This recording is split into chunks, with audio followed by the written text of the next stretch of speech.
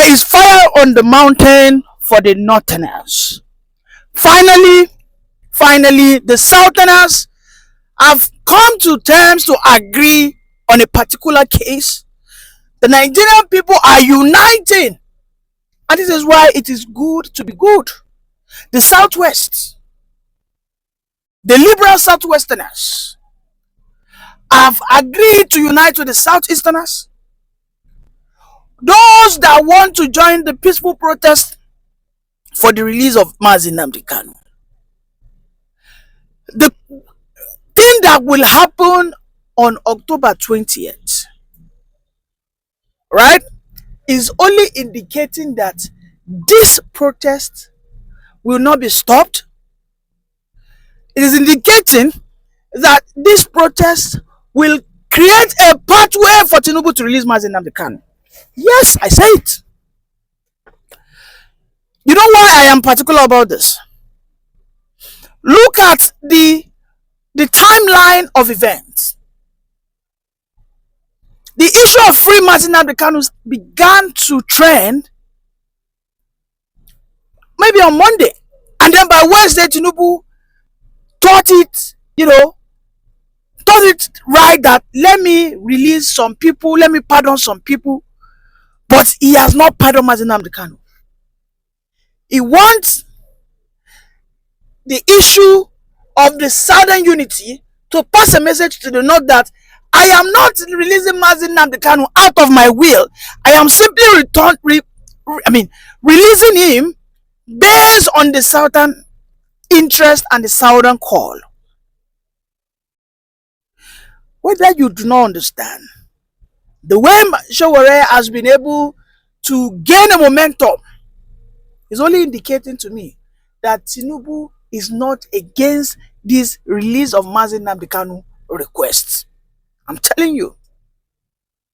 Because we know that right from the days of Buhari, anybody that tries to chorus that word, free Nnamdi Kanu, do this, do that, will end up in the dungeon. Anybody that tries to use the word free Nnamdi Kanu, free Sunday Igboho, right there under Buhari, you will have yourself locked up. Abaribe was locked up when Nnamdi Kanu was almost killed, and then he needed to run. He absconded from his home in Abia State. But here we are today. The spirit of Nnamdi Kanu has risen up. The spirit of this young man has united the Southerners. And this is not something that you will just look, maybe because you are someone who thinks that Nnamdi Kanu has done a lot. My take is this. The issue of Nnamdi Kanu sends a very loud message to the North. That you guys are not the only one that will think of forgiving their terrorists, their criminals. That we in the South can also do the same. I think this is the message the release of Nnamdi Kanu will pass to the North. When the Northerner, when they started the issue of let us rehabilitate Islamic terrorists, let us forgive bandits, let us forgive Fulani terrorists, what did the Southerners do? We didn't say we were going to protest against it. We didn't say we were going to go to our churches and start, some antagonistic evangelism. We didn't. All we did was swallow it. But again, the North, we see how they say that Tinubu must not do this, must not do that. So, I believe that the voice of Sowore, maybe it is working for Tinubu, maybe it is working for himself. What I know is that voice has united the southern Nigerians. In fact, the Middle Belters are also in this cause, saying that Nnamdi Kanu should be let go. That Nnamdi Kanu did not commit 10% of what so many Fulani jihadists have committed. That what Nnamdi Kanu has done, some people has done 10 to 20 times of it, and The government of Buhari forgave them. In fact, Tinubu has proven that, well, let me forgive these people too. I repeat, by October 20th, there will be a shocker. Beyond October 20th, Nigeria will be shaken because this issue of Nnamdi Kanu protest has gained a lot of momentum. So many Nigerians are flying from diaspora. Some of them are coming from Ghana. Some Nigerians are coming from Togo. Some are coming from Gabon. Some are coming from United Kingdom. Because this protest is not just led by Biafrans. In fact, this protest is not led by Biafrans. I will advise the Biafrans, stay back. Don't be a part of this. Let Showore, let the likes of Atiku, let the likes of Aguocha, the senator of Nnamdi Kanu constituency, let Benjamin Kalu, let all these Southeastern governors, even if they will not be a part of it, let them lend their voice that they will not be against a protest that will seek a political solution to the unrest in the Southeast. The release of Nnamdi Kanu will tell the North that not be only una fit show grace. It will tell them that. Because the level of imbalance across all strata of this economy, of this society, must be stopped. Must be. Why do you think my principal Peter Obi has refused to say a word? Why you do not reject an invite? Someone drops an invite to you, and you did not reject it. You received it. You read it. It simply means that you have accepted that invite. So there are so many people out there, so some people are sentimental towards the release of Nnamdi Kanu. Some people are scared that perhaps it will reduce the popularity of Peter Obi. Some people are, are emotionally, because the words of Nnamdi Kanu in the past have caused chaos. Agreed. I'm not going to deny that. But why these things led to this reason was because the governors, the Southeast governors, were all the saboteurs. What Igboho did is almost the same thing as what Nnamdi Kanu did. When the Fulanis all started, Igboho was against them. He was fighting them, by buying them. But the only difference was Igboho, to an extent, got the support of governors. The Oyo State governor was not against him. They gave him protection. The Amoteku was created because Sunday Igboho cried out. And out of anger, out of the consciousness that Sunday Igboho brought to the Yoruba land, this was the reason why Buhari decided to go after his life. When Sunday Igboho openly called for, let there be peace in Yoruba land. Let the Fulani elders go back to where they are coming from. We do not want open grazing. We do not want this. We do not want that. This is Yoruba land. You cannot turn Yoruba land to a Fulani caliphate. These were simply these words of Sunday Igboho.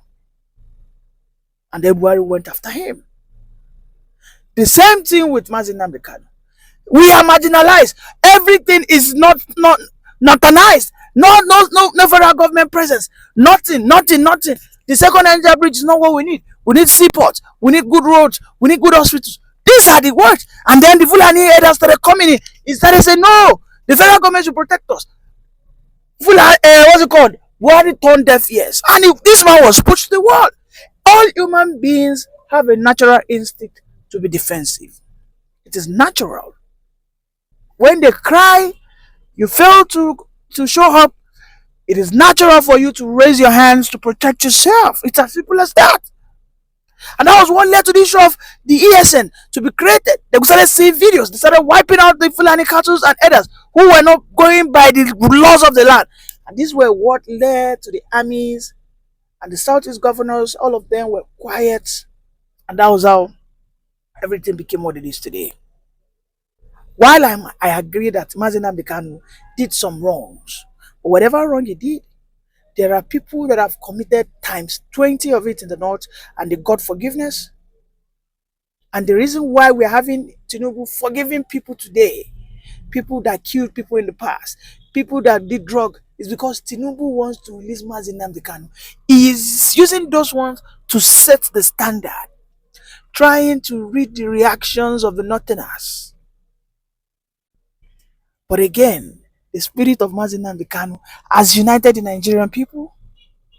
The spirit of Nnamdi Kanu, the Southwest and the Southeasterners seems to push aside their differences on this cause. You know why?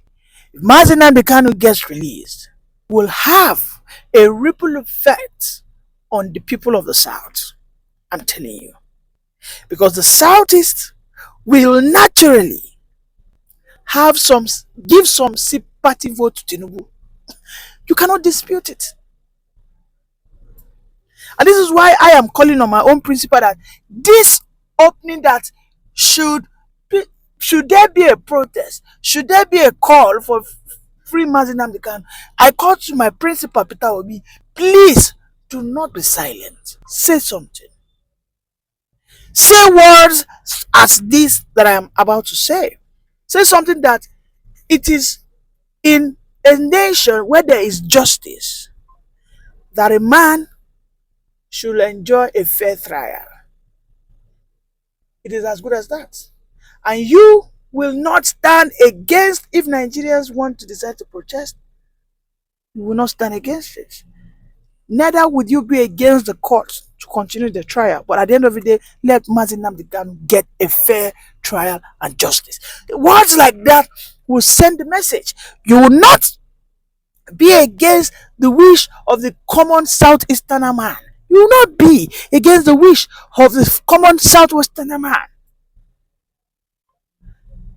Nigeria, particularly the Southern Nigerians, we have to be galvanized. And I believe that Nnamdi Kanu has the capacity.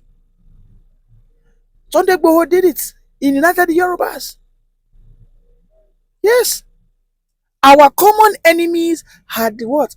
The northern hegemonies. Those that are the powers that be in that Fulani oligarchs, they will do everything to ensure that nobody challenge their power, questions them. These are the elements that are there doing everything. These are the people saying that they will push out Alimanjiri to go and protest against Nnamdi Kanu. That they will have a counter protest. You can see most of the Northerners cannot go and meet Tinubu, that Tinubu use soldier to fight. They can't. The Northerners, they cannot tell Tinubu that Tinubu, you must stop that protest. They cannot. That protest will certainly hold. And that protest will pull a lot of crowd because people are traveling back. And I'm telling you, in less than 10 days after that protest, these are my speculations. I believe and I sense that Tinubu will release him. If he does not release him, he might probably get some life sentence. I am telling you. Because it is too coincidental. These things are too, they are too coincidental. You are in just less than 10 days within this issue of, you have released over 50 people, drug dealers, hire killers, but you are leaving Nnamdi Kanu that after the protest, then you will now tinker with it. You might now say that, okay, this will be my final presidential pardon. Let's have Nnamdi Kanu released, or let us just give him 2 years, and he must ensure that this and that. It is interesting. And I cannot wait for October 20th to come. Let's listen to Senator Agwocha about this protest that is coming. Then Showore as well. That's part of why we are discussing this river state. It's like there's absence of common sense on the corridors of power. I think because there are just too many psychophants in Nigeria. The Kanu situation didn't need to last 1 day longer than the day Buhari left. Kanu was Buhari's personal prisoner. Because those people, the Buharis of this world, believe that Nigeria is a real estate that must be held together, it must be united. But do we think that people who claim they have broad minds about what Nigeria is, the diversity of Nigeria, the crisis, is the first person they would have done, the first person they would have let go is Nnamdi Kanu? Because didn't we let go Sunday Igboho? Have we burned down Yoruba land? Before Buhari left, I was one of the people fighting for Ezaki. The arguments by those who were opposed to his release was that if he comes, he will burn down Kaduna. Ezaki has been out of jail now for how long? He doesn't even have time for Nigeria. He has become an international ambassador for Nigeria. He goes to Lebanon, Iran. I've seen him in Iraq. He has not had time to even rebuild his area base. That shows to you that what of some of the fear-mongering that happens on the corridors of power is driven by unreasonableness, and that is why I just want to say, look, eventually they are going to resolve the issue politically. Because the political issue is a self-determination matter. There's no court of law that can resolve Kanu's matter.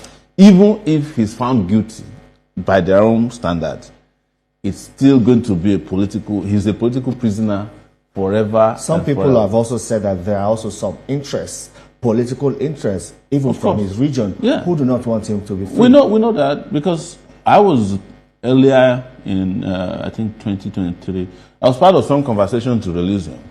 And what came straight was from Imo State, that he can't be released before the election in Imo State, that he will affect them. And after that, everybody kept coming and said, don't release him, and here we are. All right, we have to go. Some Nigerians are now calling for the release of Nnamdi Kanu. We are seeing these hashtag free Nnamdi Kanu all over social media, including Vice President Atiku Abubakar, activist Omoyo Eleshora, and other Southeast leaders. And I know that this is coming especially after we saw reports from the North Katsina State, specifically of officials holding peace meetings with terrorist leaders under Operation Safe Corridor with pledges of reconciliation. I mean, meanwhile, we know that Nnamdi Kanu, who I believe was discharged at one point in 2022 by the Court of Appeal, remains in detention. And these are the conversations that we're seeing online. Now, how do you reconcile these apparent double standard in the government's approach in dealing with Nnamdi Kanu's case? Now, do you believe there is any sort of ethnic or regional dimension to how the federal government treats security challenges in the Southeast versus the Northwest? Yeah, thank you very much for that question, OJ. Clearly, Section 40 of the Nigerian Constitution as amended guarantees the right to peaceful assembly and association. So I'm very happy that despite the veil and the veil of silence that has existed all over the country, Nigerians are waking up to their responsibility and demanding for justice for Mazen Nnamdi Kanu. And if it takes for them to have a peaceful protest, then that's what it would take. I've endorsed that we all should speak up now. The truth is that in Nigeria there appear to exist two sets of rules. One specifically for the Igbos and another for the other Nigerians, especially in the administration of criminal justice in Nigeria, where an Igbo man, goes through a whole lot of challenges than any other tribe in Nigeria. That bias, I don't know where it exists and comes from, maybe since after the post-Civil War. But we are all Nigerians, regardless of our ethnic backgrounds, regardless of our cultural backgrounds. The same right that exists for a Northerner, for a Yoruba man, for any other tribe otherwise minded, is the same right that should exist for the Igbo man. There shouldn't be any special exceptions. I mean, look at Nnamdi Kanu. See, look at what we are fighting is even to get treatment. There are a whole lot of people in that gap previously that were held by the state that even demanded to go overseas to get treatment for their ailments. But in Nnamdi Kanu, it seems that we have to go 10 steps further, sometimes more challenges, uphill task, to even get the government to consider giving adequate medical treatment to Nnamdi Kanu. You also look at in the administration of criminal justice, the charges that have been put forth to Mazen Nnamdi Kanu, when others that were also in the same gap were pardoned or exonerated by the court. At the determination of the court, they were free. But Nnamdi Kanu has been subjected for 10 years in trial. 10 years in trial, and to no end would that happen? So, but as of today, a lot of Nigerians are coming together to say enough is enough. Look at the recent pardon of Mr. President. He pardoned everybody, even those who are drug lords, those who have murdered people in the country. Yet Nnamdi Kanu has not been proved either through the court testimonies of witnesses or otherwise mandate that he has committed any offense. Yet he's been subjugated and he's been subjected to almost like his rights as a person have been dehumanized. So what we are asking for is for the government to be able to look critically on the issue of Mazen Nnamdi Kanu, to ensure that fundamentally that this is the aspirations and hope of people, especially of the Igbo tribe, that if Mazen Nnamdi Kanu is released, it will bring about, it will bring security in the Southeast, it will enhance productivity, and at the same time allow the